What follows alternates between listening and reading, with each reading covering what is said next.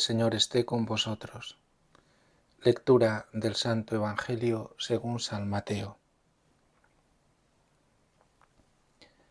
En aquel tiempo subió Jesús a la barca y sus discípulos lo siguieron. En esto se produjo una tempestad tan fuerte que la barca hacía entre las olas. Él dormía. Se acercaron y lo despertaron gritándole: Señor, sálvanos que perecemos. Él les dice: ¿Por qué tenéis miedo, hombres de poca fe? Se puso en pie, increpó a los vientos y al mar, y vino una gran calma. Los hombres se decían asombrados: ¿Quién es este que hasta el viento y el mar lo obedecen? Palabra del Señor. Dios, nuestro Dios, el Dios cercano, el Dios de la historia, el Señor de la historia, el Dios que al crearnos dialoga continuamente con nosotros, dejando que la vida se desarrolle. Es el Dios que sostiene la creación y nos sostiene a nosotros. El Dios que todo lo ama y a todos nos ama y quiere, por amor, salvarnos. Dios que lo que permite en nuestra vida está en función de que nos volvamos a Él, de que elevemos a Él nuestra mirada, la mirada del corazón, de que finalmente depositemos en Él nuestra confianza como hijos. El Dios de la historia, cerquísima de nosotros, está siempre a nuestro lado. Es el Manuel, Dios con nosotros. Así lo ha revelado en su Hijo. Así nos ha manifestado que incluso el sufrimiento más atroz, el más injusto, no nos puede separar de Él, de su amor, con tal de que nosotros nos volvamos a Él. Por eso este grito de los discípulos en la barca, en una situación de una tempestad terrible, es la tempestad de la vida, la tempestad que nos conduce hacia la muerte, la tempestad que parece que nos va a ahogar definitivamente, que vamos a desaparecer para siempre. En medio de esto, que es esta vida que pasa, esta vida terrena, y que, queramos o no, cada cosa que acontece viene a decirnos: tú no vas a durar para siempre aquí. Ahí, Señor, sálvanos que perecemos, sálvanos, sálvanos, pásanos a la otra orilla. Y es necesario que escuchemos: ¿por qué tenéis miedo, hombres de poca fe? Aumenta nuestra fe. Hoy la primera lectura de Amos es preciosa porque viene a decirnos y a hablarnos de este Dios que está junto a nosotros, que está a nuestro lado, del único Dios, el único Dios verdadero, el único Dios que existe, el Señor, que es Padre, Hijo y Espíritu Santo, y que nos ama. Y dice Amós: mirad, Dios ha tenido con vosotros una delicadeza enorme. De toda la realidad que hay en la humanidad, os ha escogido a vosotros para formar un pueblo que es suyo, porque no es un pueblo como las demás naciones. Así es la Iglesia. Aquí formamos parte de todo el mundo, pero es otro pueblo. La Iglesia es otra realidad, es una realidad preciosa. Nace de la fe, nace de la inserción en la muerte y resurrección de Cristo. Bueno, pues en el Antiguo Testamento Israel, y les dice a Amós: sois un pueblo elegido, un pueblo, dirá en el Deuteronomio y en el Éxodo, sois un pueblo consagrado al Señor, un pueblo que le pertenece. Sois el que vais a anunciar que no hay otros dioses. Poco a poco lo vais a ir aprendiendo y poco a poco vais a ir dándoos cuenta que solo hay un Dios, que es el Señor, el que os ha liberado de Egipto. Bueno, pues este Dios que es tan misericordioso y que a nosotros nos sorprende siempre, porque no queremos que Dios sea justo, que Dios nos quiera tanto como nos quiere. No podemos entender que permita el sufrimiento, no podemos entender que Él nos corrija con la historia, con nuestra vida, no podemos entenderlo, porque Dios es amor y entonces no puede ocurrir nada. Sí, hermanos, sí, Dios nos corrige.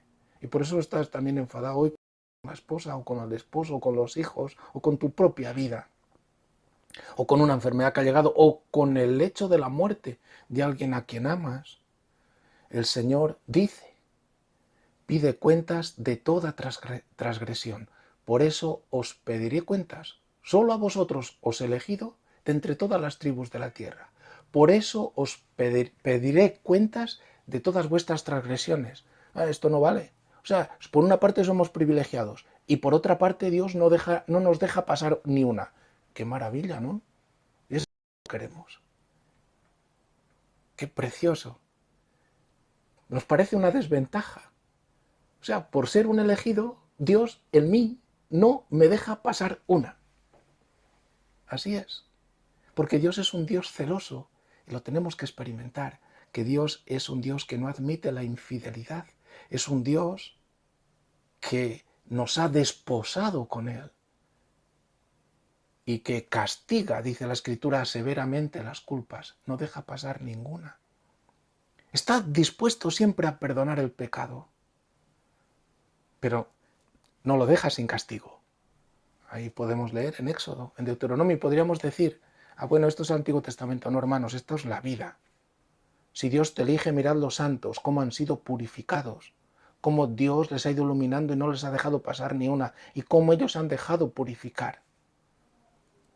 Dios, porque nos ama, porque ama a su pueblo, nos pide cuentas, y bendito sea. Tenemos que decirle, Señor, pídeme todo, no dejes pasar ni una mancha en mi alma, ni una mala intención, ni una desviación de las cuales me sobran, Señor. Ayúdame a que solo tu camino sea mi camino, tu voluntad mi voluntad. Por eso me pide cuentas, por eso pide cuentas a Israel, dice Amós. Y le pide cuentas para librarle del mal, para que aborrezca el mal. Le pide cuentas para purificarle, para darle la posibilidad de que engrandezca su alma. Y entonces la unión con Dios sea mayor. Solo a través de este abajamiento en la cruz, en la corrección, en el castigo de mis culpas, va ayudándome a abrirme mansamente, humildemente, dócilmente, generosamente a su presencia, hasta soportarle un poquito en mi alma y estar contento y lleno de paz con Él. Pero ya que estamos aquí, queridos hermanos, ¿cómo reaccionamos a las correcciones de Dios? ¿Cómo estás reaccionando al sufrimiento que tienes? Y que quizás es por el pecado, o por el pecado de otro, porque uno puede sufrir justa o injustamente. Todas las correcciones son una llamada de Dios a volvernos a Él. Sálvanos, Señor, que perecemos, vuélvete a Él. Espera en Él, sé valiente. El mayor pecado, la mayor gravedad de esto es no retornar a Dios. El Señor Dios ha hablado, ¿quién no profetizará? Os trastorné como Dios trastornó a Sodoma y Gomorra, y quedasteis como tizón sacado del incendio. ¡Qué purificación! Pero no os convertisteis a mí. Se endureció el corazón. Esto lo repite Amós mucho. En el capítulo 4 lo repite hasta 5 veces. No os volvisteis a mí, no os convertisteis. Os llamé a la conversión a través de todo esto, de las correcciones, de los profetas, de los sufrimientos. No os convertisteis. Por eso el reino del norte, el reino de Israel, va a ser arrasado por los asirios. Queridos hermanos, cada pena, cada dolor, cada sufrimiento, cada prueba que sufrimos, que padecemos, merecida o inmerecidamente, somos siempre tentados a rebelarnos contra Dios, a endurecer el corazón, a buscarnos a nosotros mismos, a buscar nosotros mismos el modo de salvarnos, de escapar de ese sufrimiento, en lugar de volvernos a Dios y decir, tu voluntad, enséñamela, ayúdame para que no me resista a tu purificación, porque Él también ante el sufrimiento injusto que hizo, huyó, no, se entregó totalmente, lo bebió hasta la última gota. Tendemos a alejarnos de Dios, a endurecer nuestro corazón, a buscar la justicia por nuestra mano.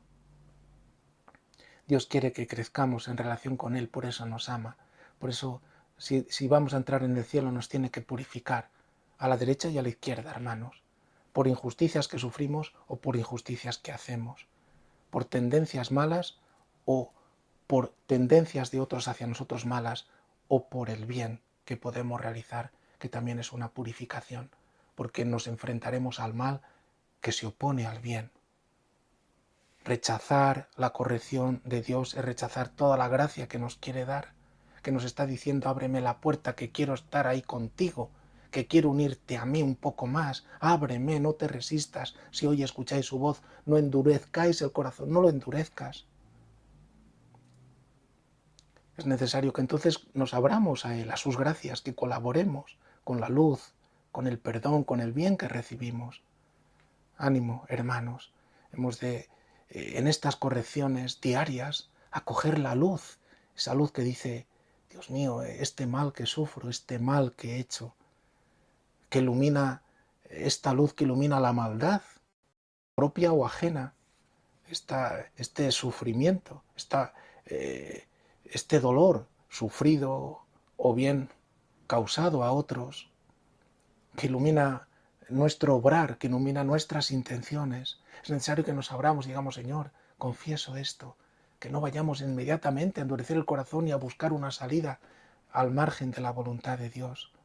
Junto con la luz que nos da Dios, como Jesús nos dice: yo soy la luz del mundo. Como Dios es luz, junto con la luz viene la fuerza de poder rechazar el mal y adherirnos a Él. Por eso nos da la fuerza de aceptar ese sufrimiento correctivo, que o lo causa el mal, y que es necesario que ese sufrimiento que causa el mal nos ayude a aborrecerlo. ¿Por qué tengo que pecar otra vez si me hace daño?